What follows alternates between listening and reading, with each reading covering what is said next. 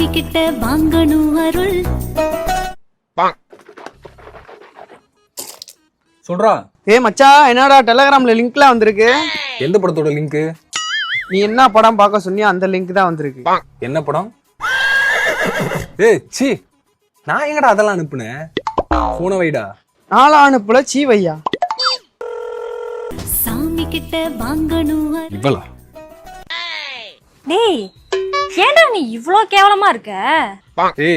என்ன இதெல்லாம் நீ பிரைவசியா பார்க்க வேண்டிய விஷயம். அத போய் என் ஃப்ரெண்டுக்குலாம் அனுப்பி வச்சிருக்க. நான் என்ன அனுப்புனேன்? அந்த மாதிரிலாம் நான் அனுப்பவே இல்ல. டேய் சீ நடிக்காத. உன்னால என் முகத்தை வெளியே காட்டவே கேவலமா இருக்கு.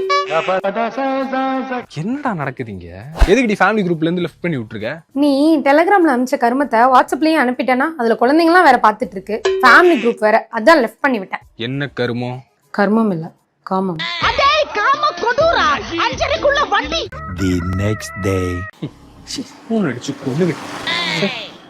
சீ அது என்ன அப்படி பாக்குற?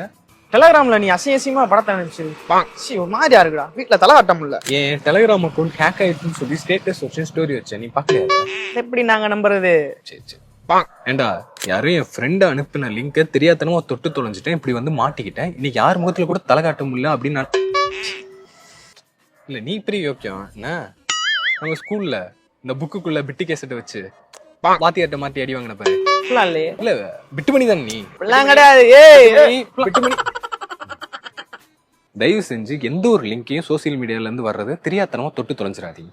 அதுக்கப்புறம் இந்த பிட்டு மணி போன்றவர்கள்லாம் நம்ம மட்டும் முகத்தை சுழிச்சுட்டு போற மாதிரி ஆயிரும். ஆனா நான் அனுப்பலைங்க அந்த லிங்கை. நம்புங்க.